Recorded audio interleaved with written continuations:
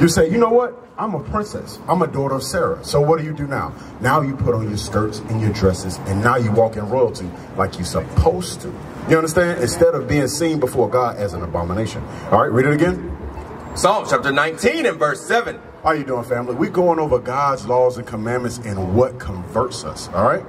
As repenting Israelites. Come on, read. The law of the Lord is perfect, converting the soul. The testimony of the Lord is sure, making wise the simple. Because this is the only thing that can make us wise. Everything else in the world that we've taken in is after our oppressor. And what it does, it puts this white man back on top. It keeps them on top. Right. Where you are the gods on this earth, not the so-called white man. Right. Not the Chinese man, you know what I'm saying? Not the Arab man. Now, after all these different religions, as repenting Israelites, the so-called blacks, Hispanics, and Native Americans, the children of Israel, are the real rulers of this earth.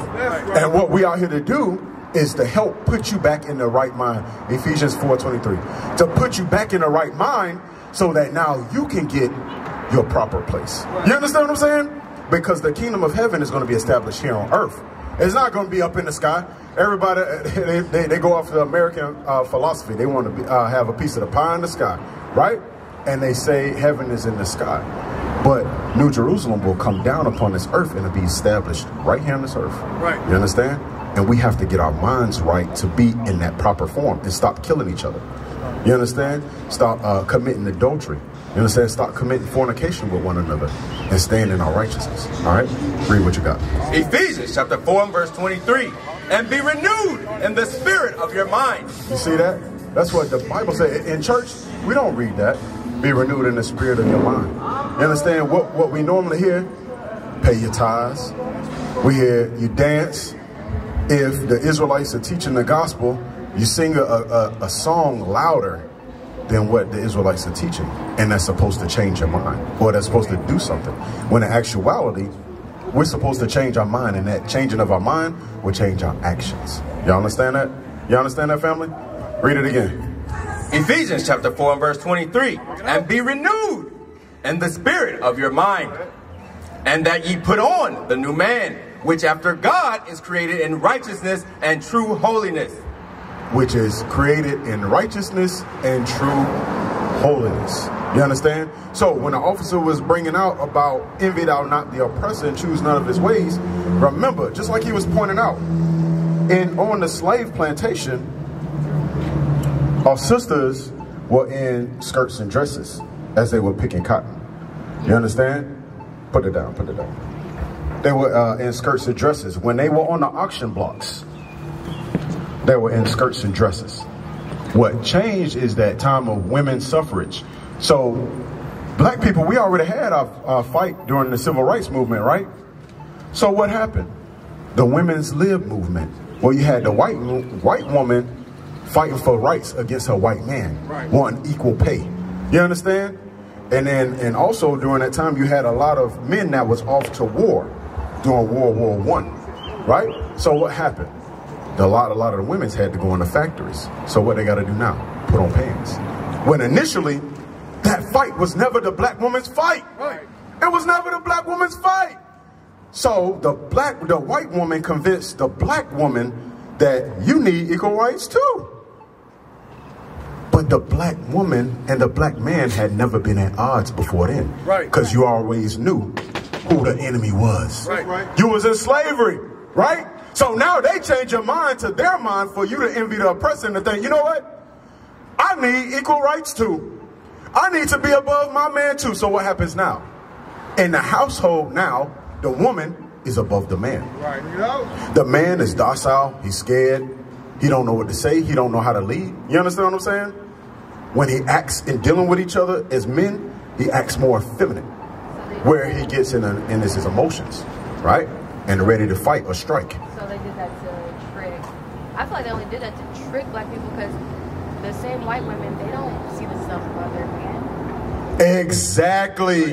And that's the point right there that we're making, sis, is that we have to renew our mind. And it's according to God's laws, statutes, and commandments. And you can only see that once you start seeing the affliction that happened to our people. Right. And the mindset that they try to keep us in. Because they put us in this mindset. They destroyed our mind. But they want to keep us in this mindset, worshiping the white man as God, worshiping the white woman as God. That's why your hair was beautiful before you blonded, sis. Right, right. You understand what I'm saying? I just wanted to change. You wanted to change? Why? Because I just wanted. You just wanted to? Yeah, I just wanted to. Okay, so let me tell you what happens. Why you want to change your hair color, sis? Huh? For fun? Bro, why? Because blondes have more fun, right? Blondes have more fun, right? That's what they put out in media. Blonde. I just had to change it this color for my work. Okay, for work, you had to change it for your work? Yeah. Really?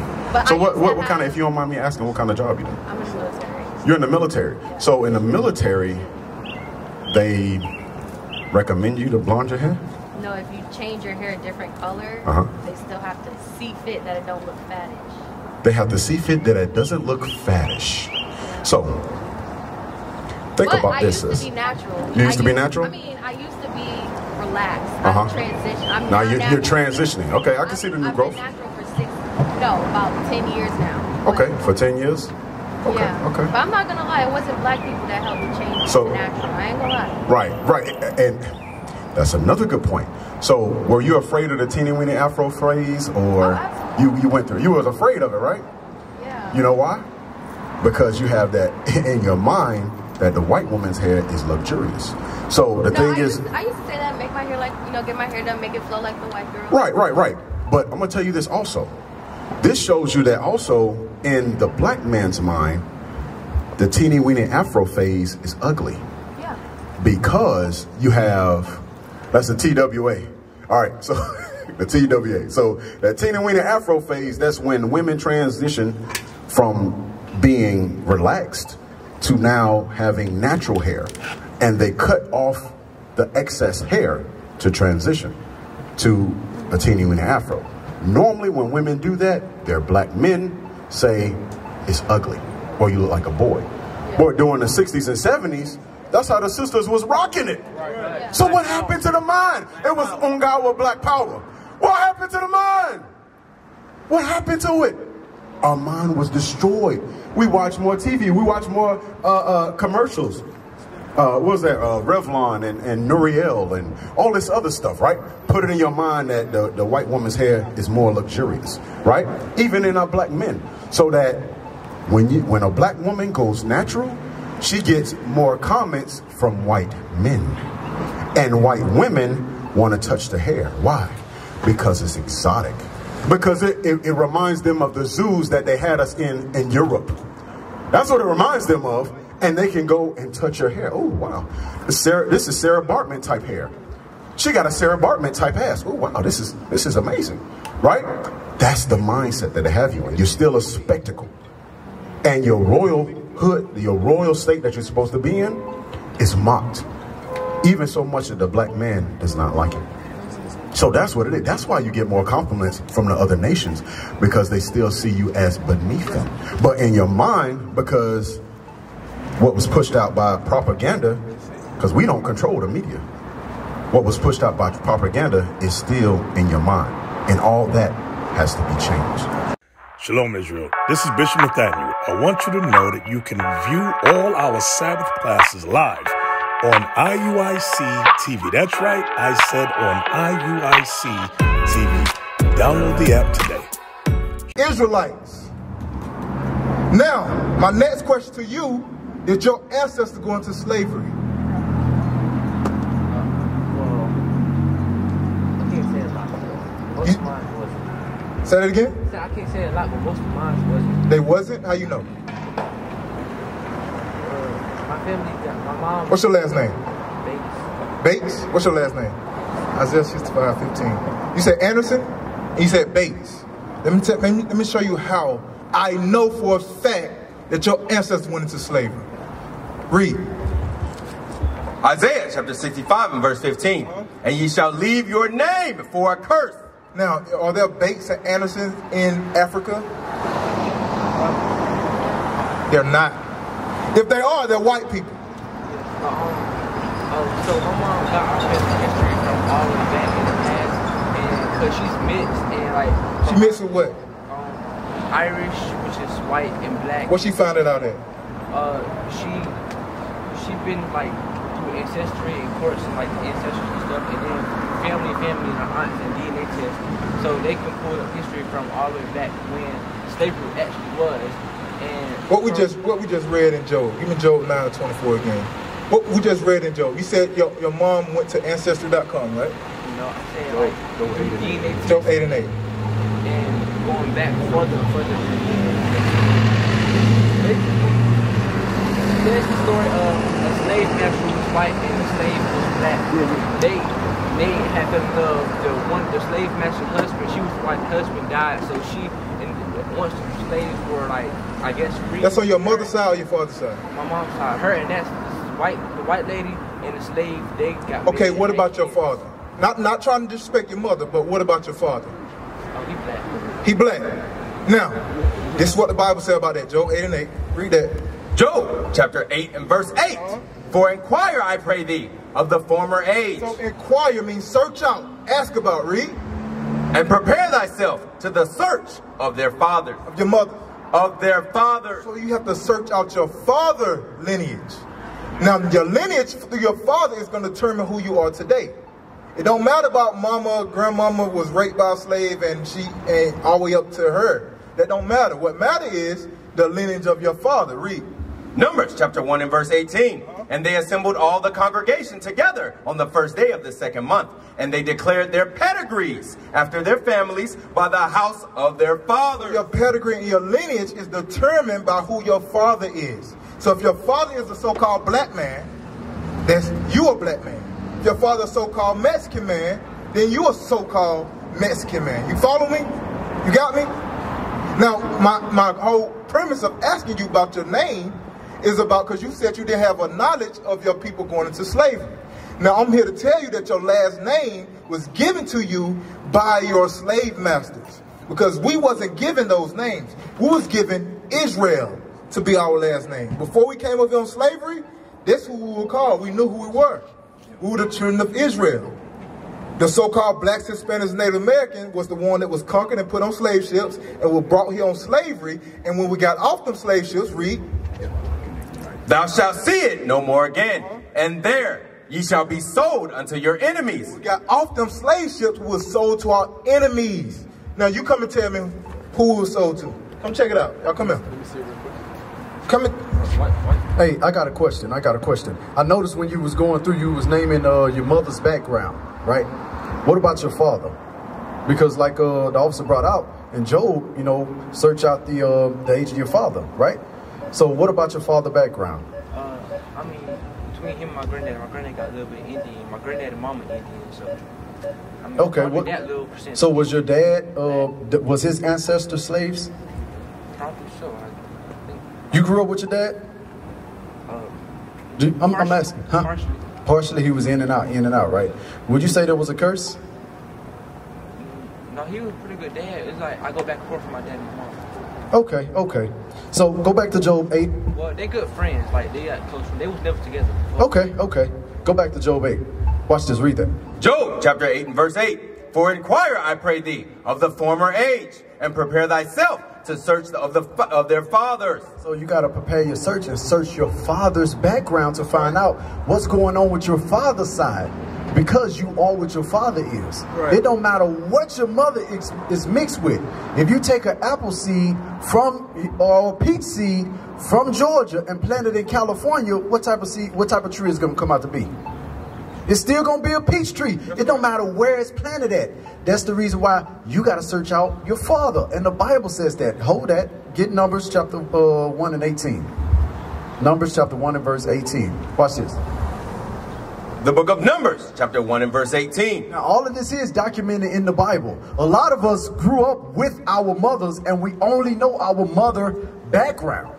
Right? That's the reason why I asked about your father. Because some of us don't know.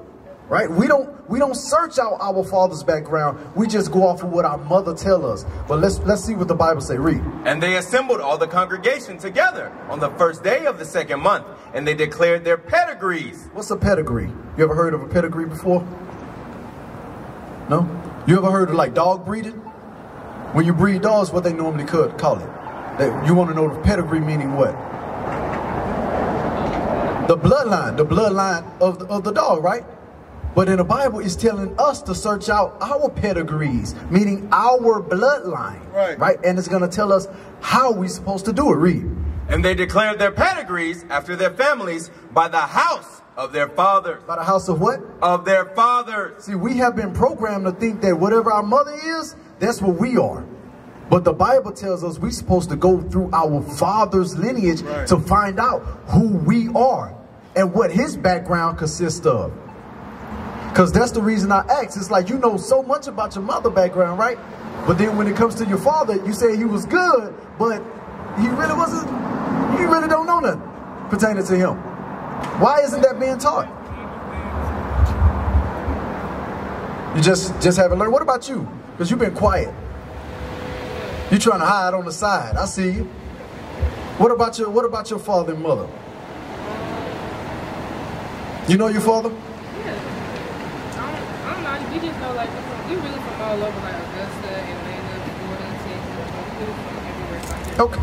How old is your mother and father, if you don't mind me asking? My dad is turning 56, and my mom is 7. Okay, what about you, young brother? My mom's 37. My dad's 37. Your mom 37 and your dad is 37. The thing is, if you haven't noticed in school, right, they actually taking all of our history out of it.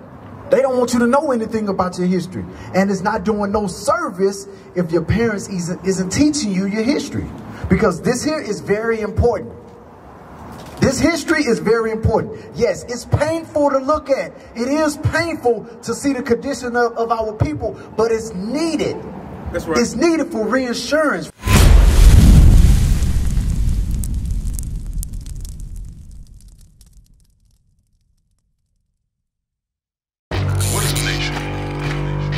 Nation is family. Nation is community. Nation is men leading by example. Nation is women's support. Nation is children with role models. Nation is unity. Nation is you. It's nation time.